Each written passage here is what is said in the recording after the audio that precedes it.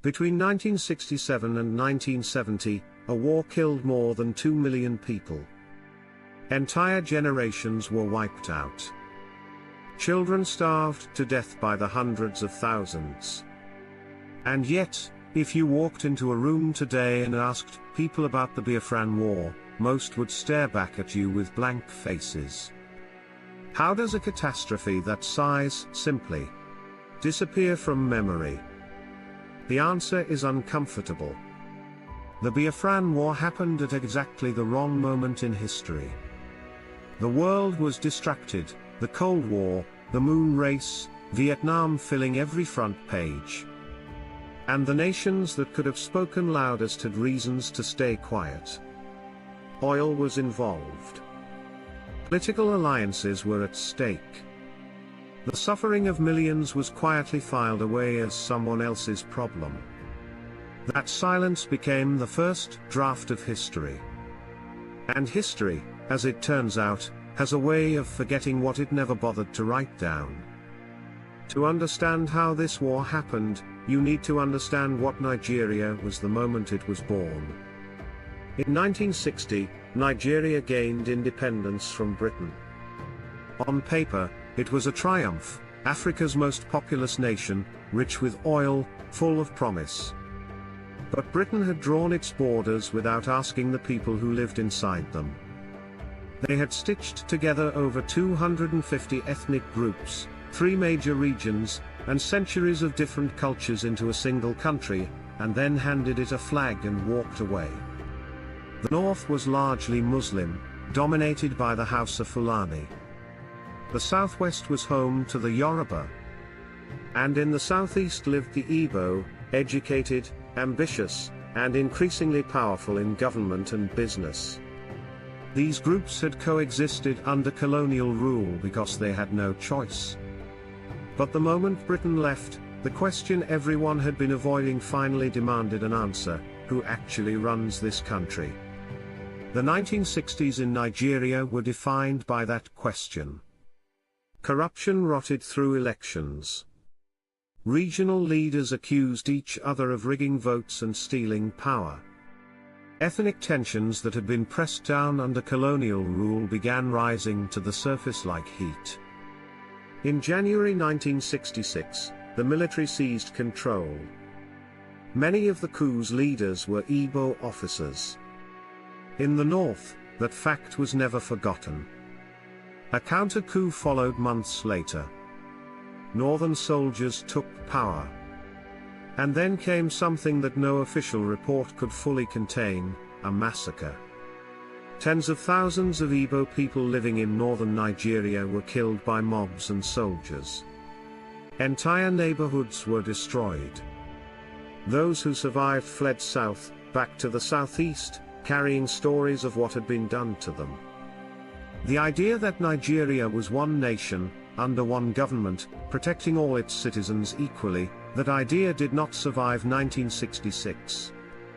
By early 1967, the military governor of the southeast had a name that history would remember: Odumegwu Ojukwu. He was a charismatic, Oxford-educated commander who had watched his people be slaughtered and decided that the only protection left was separation. On May 30, 1967, he stood before a crowd and declared that the southeast was no longer part of Nigeria. It was now an independent republic. He called it Biafra. The Nigerian federal government, led by General Yakubu Gowon, refused to accept it. And why would they? The southeast held a significant share of Nigeria's oil. Allowing it to simply leave would gut the nation's economy and set a precedent that could tear the country apart entirely. Within weeks, federal troops began moving toward the new republic's borders. Biafra fought back with surprising force. In the early months, Biafran soldiers advanced, even briefly capturing parts of neighboring regions, trying to expand their territory and force international recognition. For a moment, it looked like the breakaway republic might actually survive. But moments, in war, do not last. The Nigerian federal military was larger, better supplied, and backed by powerful allies. Britain and the Soviet Union both quietly supported the federal side, each for their own strategic reasons.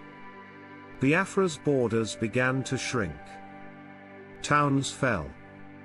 Supply routes were cut. And then the federal government made a decision that would transform a military conflict into something far more devastating. They imposed a blockade. No food in. No medicine in. Nothing. What followed was one of the worst humanitarian catastrophes of the 20th century.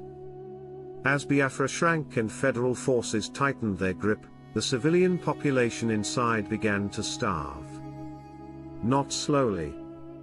Not quietly. Children's bodies began showing the signs of a condition the world would learn a new word for, kwashiorkor, severe protein malnutrition that causes a child's belly to swell while their limbs waste away. Photographs began escaping the blockade. Images of mothers holding children who looked like skeletons wrapped in skin. Images of children staring at cameras with eyes too large for their faces. When those photographs finally reached the international press, something shifted. The world, for the first time, actually looked. Churches mobilized. Relief organizations, including a newly energized Red Cross, began attempting to fly food and medicine into Biafra under cover of darkness. It was dangerous.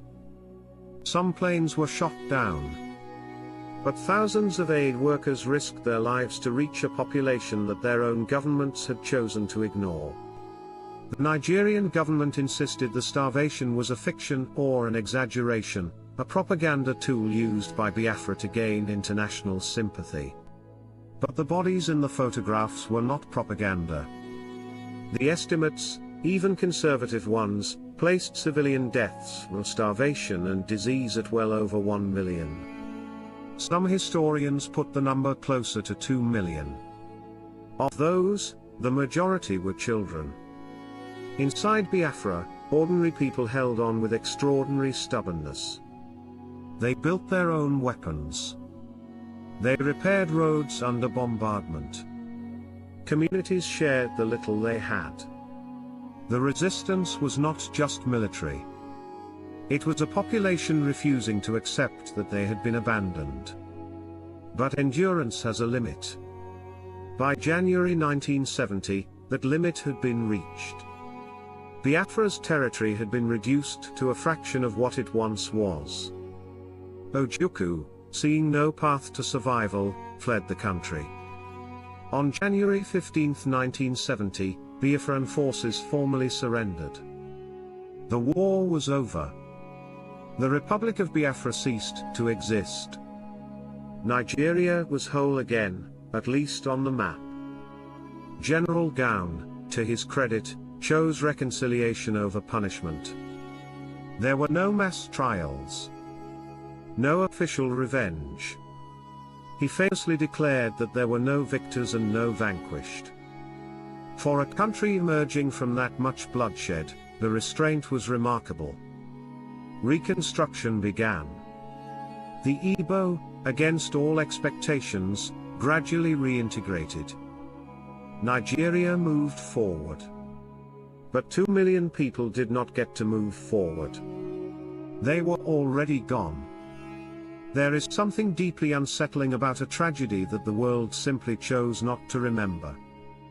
The Biafran War did not fade from memory because it was small or insignificant. It faded because the people in power at the time found it inconvenient to pay attention. Every generation believes it has learned from history. Every generation says never again. But never again requires knowing what happened in the first place. It requires looking at the photographs even when they are difficult. It requires saying names that are hard to pronounce and caring about borders drawn on maps that are far away. The children who starved in Biafra were not statistics.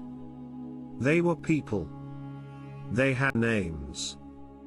They had futures that were taken from them, not by nature, not by accident, but by decisions that human beings made, and that other human beings chose to ignore.